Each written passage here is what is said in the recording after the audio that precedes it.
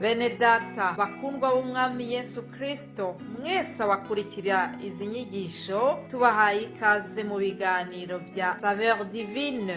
Ibi biganiro mu bitegurirwa n'abavugabutumwa bwiza batandukanye, akaba ari umuhamagaro ugendera ku ijambo ry'Imana byanditse mu gitabo cy'ubutumwa bwiza uko bwanditswe na Matayo ibice 24 umurongo wa 14. Kandi ubutumwa bwiza bw'ubwami buzigishwa mu isi yose ngo bube ubuhamya bwo guhamiriza amahanga yose, nibwo imperuka izahera ko ize. Ibi biganiro mubikurikira ku channel ya YouTube yitwa Saveur Divine. Tubifurije kugubwa neza. Imana Data ari nayo so ibaho umugisha.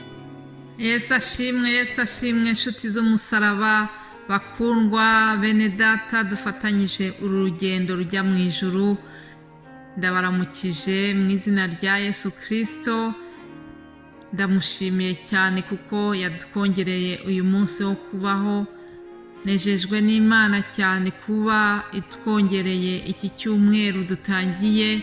Nukuri ni mu buntu butangaje, ni ubuntu babugeretse ku bundi, kuba duhumeka, kuba tugishobora kuvugana kuri ubu buryo, tukohereza ijambo ry'Imana muri iri koranabuhanga. Ndabishimira Yesu cyane. Ndayishimira kandi yuko mwese abanteze amatwi muri amahoro. Hari abagiye banyandikira muri iyi weekend yatambutse, hari abagiye basengera abo twasenganye muri iyi weekend. Ndabashimiye cyane. Ndagushimiye buri wese wowe ukurikira iki kiganiro. Ndagushimiye wowe ujya ufata umwanya wo gusengera uyu muhamagaro wo muri Saveur Divine.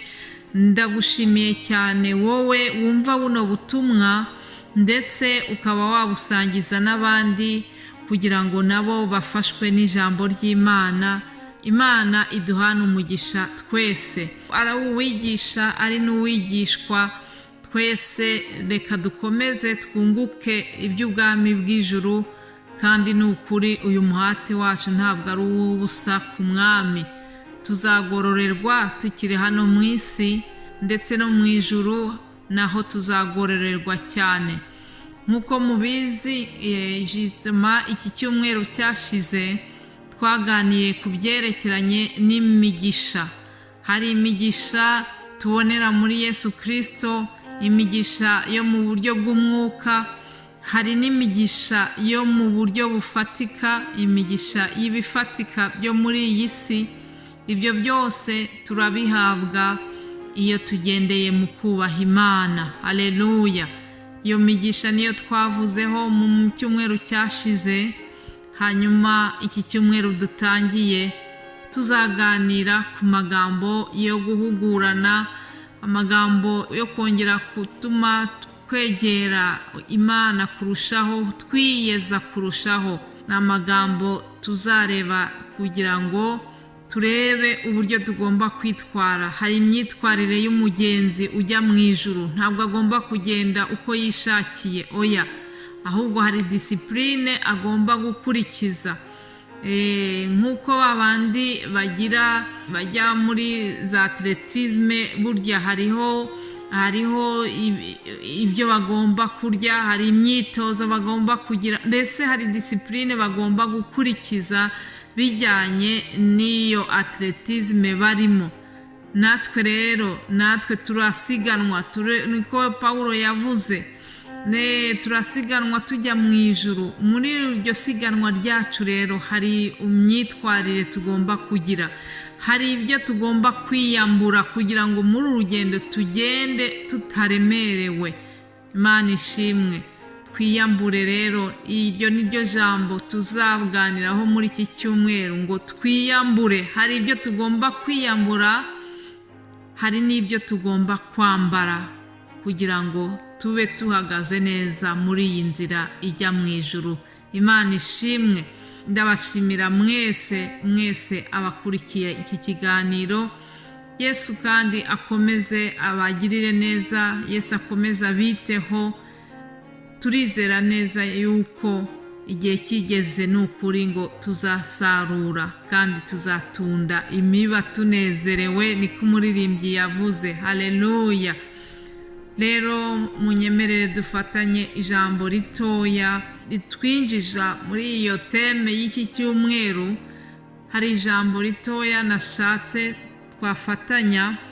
Iryo jambo turibona mu Bakolosayi igice cya 3 duhereye ku murongo wa 8. Ni urwandiko rwanditswe na Paulo yandikira ab'Ikolosayi, abandikira aya magambo. Arababwira ngo, ariko none mwiyambure ibi byose: umujinya n'uburakari n'igomwa no gutukana, kandi ntihakagire amagambo ateye isoni aturuka mu kanwa kanyu. Ntimukabeshyane, ubwo mwiyambuye umuntu wa kera n'imirimo ye, mukambara umushya uhindurirwa mushya kugira ngo agire ubwenge kandi ngo ase n'ishusho y'iyamuremye. Aho ntihaba umugiriki cyangwa umuyuda, wakebwe cyangwa utakebwe, cyangwa umunyeshyanga rigawa cyangwa umusikuti, cyangwa imbata cyangwa uw'umudendezo, ahubwo Kristo ni byose kandi ari muri bose. Nuko nk'uko bikwiriye intore z'Imana zera kandi zikundwa, mwambare umutima w'imbabazi n'ineza no kwicisha bugufi n'ubugwaneza no kwihangana, mwihanganirana kandi mubabarirana ibyaha, uko umuntu agize icyapfa n'undi. Nk'uko umwami wacu yabababariye, aba ariko namwe mubabarirana. Imana ishimwe cyane. Haleluya. Muri aya magambo dusomye tubonyemo ibintu byinshi bitwereka imyitwarire y'umukristo ujya mu ijuru. Tubonye yuko tutagomba kubeshyana. Tubonye yuko kandi nk'uko bikwiriye ngo intore z'Imana zikundwa, tugomba kwambara umutima w'imbabazi n'ineza, no kwicisha bugufi n'ubugwaneza, ngo no kwihanganirana kandi tukababarirana ibyaha. Mana idufashe cyane. Aya magambo aroroshye, ntabwo ndi buyatindeho, kandi na bene data bazayagarukaho. Gusa kwari ukugira ngo ntange ijambo ritoya ry'urufunguzo. Kandi Paulo mbere y'uko avuga aya magambo, nanone yaravuze ngo, nuko rero niba mwarazuranywe na Kristo, mujye mushaka ibiri hejuru, aho Kristo ari yicaye iburyo bw'Imana. Mujye muhoza umutima ku biri hejuru, atari ku biri mu isi. Haleluya. Ndakwifuriza kugira ngo umutima wawe uhoze ku biri mu ijuru, umutima wawe uhoze ku byo Kristo yifuza, umutima wawe urarikire iby'ijuru, aho kugira ngo umutima wawe urarikire ibyo mu isi.